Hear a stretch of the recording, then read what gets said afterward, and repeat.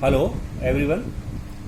आज हम पॉलीमर के ही एक अन्य टॉपिक जिसका जो कि रबर और इसका वल्कनाइजेशन है, इसके बारे में अध्ययन करेंगे। रबर एक पॉलीमर होता है जो कि विभिन्न प्रकार की जो मोनोमर इकाइयां हैं उनकी बार बार रिपीटेशन से बनता है। इसके अंदर जो मोनोमर इकाई होती है वो होती है आइसोप्रीन, अर्थात 2-मेथिल-1,3-ब्यूटाडाइन होती है। और इसमें कार्बन कार्बन के बीच में 2 डबल बॉन्ड होते हैं, 4 कार्बन परमाणु होते हैं इसके अंदर। इस प्रकार का जो आइसोप्रीन है ये रबड़ के जो प्लांट होते हैं उन रबड़ के प्लांटों में से निकलने वाला जो रबड़ क्षीर, लेटेक्स या रबड़ का जिसे हम कह सकते हैं दूध कह सकते हैं, उससे प्राप्त किया जाता है। इसके अंदर ही आइसोप्रीन होता है। मायान जो पीपल्स होते हैं उन्होंने सबसे पहले रबर का डिस्कवर किया था, रबर को खोजा था। रबर का अगर हम विश्व स्तर पर देखें तो सबसे ज़्यादा जो रबर उत्पादन करने वाले जो देश है उनमें थाईलैंड, इंडोनेशिया, मलेशिया, जावा, बर्मा, सुमात्रा, इस तरह के जो कंट्रीज होती है इनके अंदर सबसे ज़्यादा रबर का प्रोडक्शन किया जाता है। हमारे भारत में भी केरल, तमिलनाडु, आंध्र प्रदेश, केरला और तेलंगाना, इस तरह की जो स्टेट है उनके अंदर भी रबर के प्लांट लगाए जाते हैं और उनसे भी व्यापारिक रूप से रबर का उत्पादन किया जाता है। रबर अगर हम देखें तो बेसिकली 2 टाइप का होता है। एक तो होता है प्राकृतिक रूप से पाए जाने वाला रबर जो सामान्यतः लेटेक्स या रबर के प्लांट से प्राप्त किया जाता है। दूसरा होता है सिंथेटिक या सांश्लेषित रबर जो कि एक तरह से कृत्रिम रूप से बनाया जाता है। एक होता है इनको हम सिंथेटिक रबर भी कह सकते हैं। ये केमिकल जो प्लांट्स होते हैं या रासायनिक जो औद्योगिक इकाइयाँ होती है उनके द्वारा हम प्राप्त करते हैं। इस प्रकार का जो रबर है जैसे नियोप्रीन है या ब्यूटिल रबर है या ब्यूनायन है, ब्यूना एस है, इस प्रकार के जो रबर होते हैं इनका हम प्रिपरेशन करते हैं। नेचुरल रबर जो होता है वो रबर के जो प्लांट होते हैं जो कि सामान्यतः उष्ण कटिबंधीय क्षेत्रों में उगाए जाते हैं, अर्थात जहाँ पर थोड़ी गर्मी ज़्यादा होती है या एक तरह से टेम्परेचर करीब up to 32 degree Celsius, 20 degree Celsius से 32 डिग्री सेल्सियस होता है। उन ऐसे क्लाइमेट में रबर के प्लांट उगाए जाते हैं। और रबर का जो प्लांट होता है इसकी एवरेज जो एज होती है करीब 32 वर्ष के आसपास होती है। और इसमें हम क्या करते हैं, इसका जो तना होता है उस तने में हम चीरा लगा देते हैं, इंसेशन लगा देते हैं वर्टिकली, और उस इंसेशन में से जो रबर क्षीर जिसे हम लेटेक्स बोलते हैं वो बहता है। इससे बहते हुए रबर क्षीर को, लेटेक्स को हम जो इसके अंदर एक कंटेनर बांध देते हैं और उस कंटेनर में ये जो रबर क्षीर है, लेटेक्स है, इसका कलेक्शन होता रहता है। और इस तरह से हर जो प्लांट है उससे हम जो रबर या लेटेक्स है उसको कलेक्ट करके और उसका प्रोसेसिंग कर लेते हैं और इस तरह से हम रबर के प्लांट से प्राप्त कर लेते हैं। तो इनके तने में हम क्या लगाते हैं, चीरा लगाते हैं, इंसेशन लगाते हैं। तो वहाँ पर हमको एक तरह से 2-मेथिल-1,3-ब्यूटाडाइन जिसे हम आइसोप्रीन कहते हैं वो प्राप्त होता है। और इस आइसोप्रीन का ही जब बहुलीकरण होता है, विभिन्न प्रकार की जब आइसोप्रीन यूनिट का रिपीटेशन होता है, बहुलीकरण होता है, तो हमको पॉली आइसोप्रीन या प्राकृतिक रबर जिसे हम कहते हैं वो मिलता है। तो इसका जो स्रोत होता है मुख्य रूप से रबर के जो प्लांट होते हैं, इसका जो कुल है, प्रजाति है, हेविया ब्रेसलेसिया प्रजाति के प्लांट होते हैं, बॉटनिकल नेम होता है इनका। इस प्रकार के प्लांट से हम रबर प्राप्त करते हैं। आइसोप्रीन का जब हम पॉलीमराइजेशन करेंगे तो ये जिगलर-नाटा कैटलिस्ट के प्रेजेंस में तो ये धीरे धीरे करके इसका वो पॉलीमराइजेशन होता है और जिसे हम ये प्राप्त होता है पॉली आइसोप्रीन, जिसे हम नेचुरल रबर भी कह देते हैं। इस तरह से यहाँ पर CH2 double bond C, CH3 single bond C, CH double bond CH2। तो यहाँ पर एक तरह से दूसरी पोजीशन जो है, दूसरा कार्बन है, इस पर यहाँ मेथिल समूह लगा हुआ है। तो जैसे इसका पॉलीमराइजेशन होगा तो यहाँ पर एक सिंगल बॉन्ड ये जो था कार्बन के बीच का, यहाँ पर एक तरह से यहाँ पर डबल बॉन्ड का सेपरेशन हो जाता है और इस तरह से ये एक पॉली आइसोप्रीन जिसे हम नेचुरल रबर कहते हैं ये हमको ऑब्टेन होता है। अगर इसका प्रोसेस हम देखें, प्रोसेस के हिसाब से अगर हम देखते हैं तो देखिए, अगर जो रबर ट्री है, रबर ट्री से हमने इसको किया, ऑब्टेन किया रबर का जो दूध जिसे हम कह सकते हैं लेटेक्स, इनको टैप करके और जो रबर का जो तना है उसमें इंसेशन लगा दिया, वहाँ से हमने लेटेक्स को ऑब्टेन कर लिया।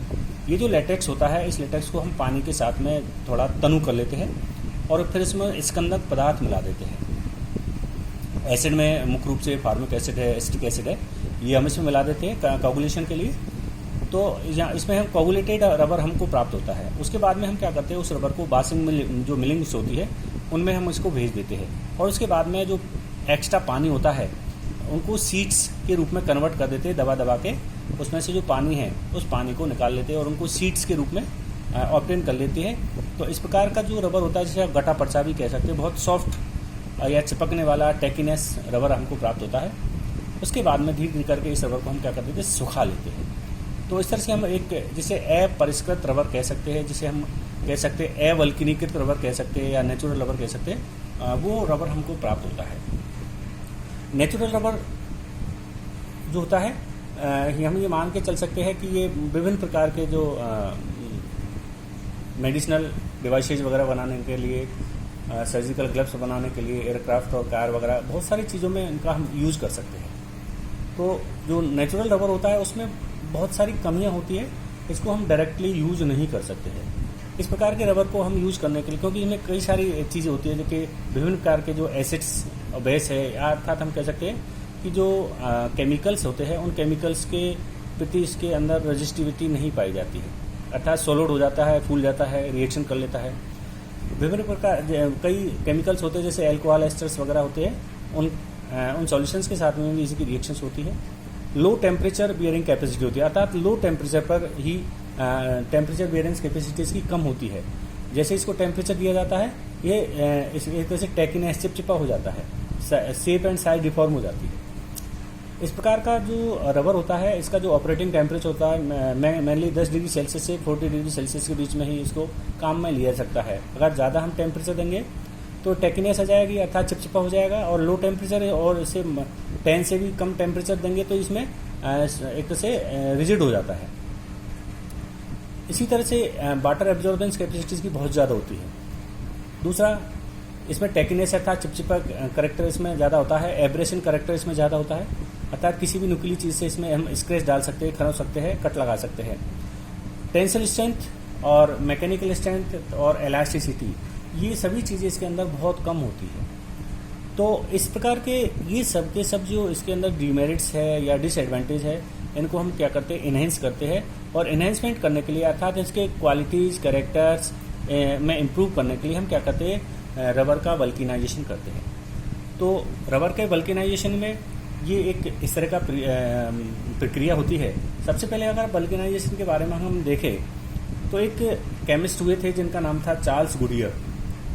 चार्ल्स गुडियर के द्वारा सबसे पहले रबर का वल्किनाइजेशन का जो मेथड है उसको 1839 के अंदर इन्वेंट किया था, जिससे कि रबर की क्वालिटीज़ कैरेक्टर्स में हम इन्हेंसमेंट कर सकते हैं। और इस प्रक्रिया के अंदर हम क्या करते हैं कि सल्फर के जो कंपाउंड्स होते हैं उनके साथ में रबर को हीट करते हैं, अर्थात हम कह सकते हैं वल्किनाइजेशन प्रोसेस अपने आप में एक हीट ट्रीटमेंट का एक प्रोसीजर है। अर्थात हम यूँ भी कह सकते हैं वल्किनाइजेशन अपने आप में एक क्रॉस लिंकिंग या त्रियक बंधन का प्रोसीजर है, जिससे रबर की बहुत सारे कैरेक्टर्स एंड क्वालिटीज़ में इन्हेंसमेंट होता है।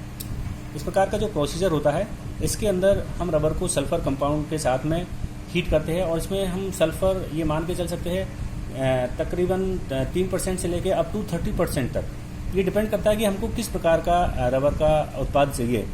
उसी हिसाब से 3 से करीब 30% तक हम रबर का नेचुरल रबर के साथ में सल्फर का कंपाउंडिंग करते हैं, मिक्सिंग करते हैं और हीट किया जाता है। अप्रॉक्सीमेटली 140 डिग्री सेल्सियस से लेकर और 160 डिग्री सेल्सियस तक उसको हीट किया जाता है।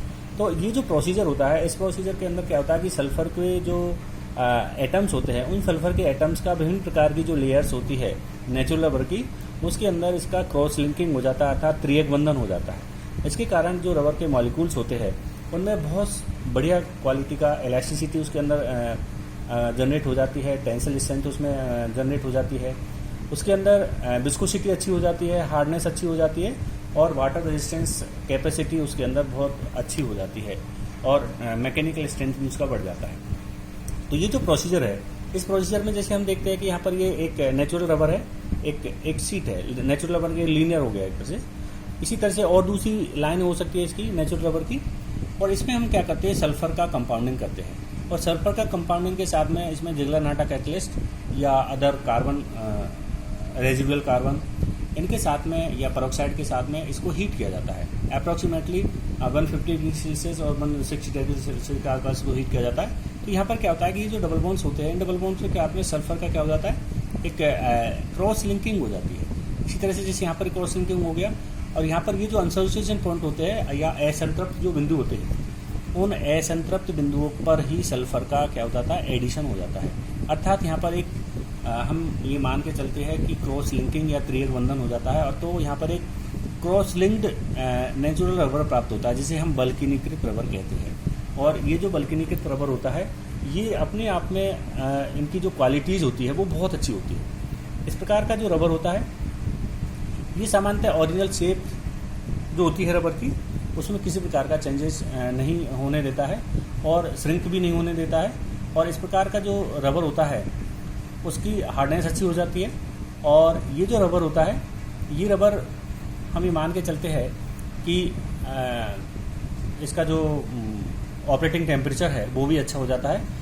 अप्रॉक्सीमेटली जिसका ऑपरेटिंग टेम्परेचर है, इसकी जो रेंज है -40 डिग्री सेल्सियस से लेकर अप टू 170 डिग्री सेल्सियस तक इसको हम इजीली हीट कर इजीली काम में ले सकते हैं, आसानी से यूज में लिया जा सकता है। तनन सामर्थ्य इसकी बढ़ जाती है, मैकेनिकल स्ट्रेंथ बढ़ जाती है, और इसकी जो इलास्टिसिटी होती है वो भी क्रॉस लिंकिंग के कारण बढ़ जाती है। तो ये सब चीज़ें जैसे जैसे इसके अंदर क्रॉस लिंकिंग होता है, ये सब चीज़ें बढ़ जाती है। जल अवशोषण करने की जो क्षमता है वो भी इसके अंदर बढ़ जाती है। एब्रेशन करेक्टर जो होता है, जिसे हमने अभी बताया था कि किसी भी नुकीली चीज़ से इसको खरचने रगड़ने का जो करेक्टर है, अर्थात उसके प्रति इसमें रजिस्टिविटी प्रतिरोधक क्षमता पाई जाती है आफ्टर बल्किनाइजेशन। विभिन्न प्रकार के जो केमिकल्स होते हैं, एसिड बेस है या सॉल्वेंट है, उनके प्रति इसका कोई भी इम्पैक्ट नहीं पड़ता, अर्थात टोटली ये केमिकल्स के प्रति इसमें रेजिस्टिविटी पाई जाती है। तो इस तरह से जो बल्किनाइज रबर होता है उसको हम कई तरह से उपयोग में ला सकते हैं। विभिन्न प्रकार के जूते हैं, उनकी सोल हम बना सकते हैं, खिलौने बना सकते हैं, इरेजर बना सकते हैं, कन्वेयर बेल्ट का मतलब होता है विभिन्न प्रकार की जो लाइन होती है इंडस्ट्रीज़ में या क्रेशर्स वगैरह में, उनमें जो कैरी करने के लिए कन्वेयर बेल्ट हम बना सकते हैं। विभिन्न प्रकार के शॉक एब्जॉर्बर करके या इसको हम यूज में ला सकते हैं। विभिन्न प्रकार के जो टैंक होते हैं उनकी लाइनिंग के लिए इसको यूज़ कर सकते हैं, और इंसुलेशन के लिए भी इसका यूज़ कर सकते हैं। तो इस प्रकार से विभिन्न प्रकार के यूज़ में हम बल्किनाइज रबर का हम यूज़ कर सकते हैं। Thank you.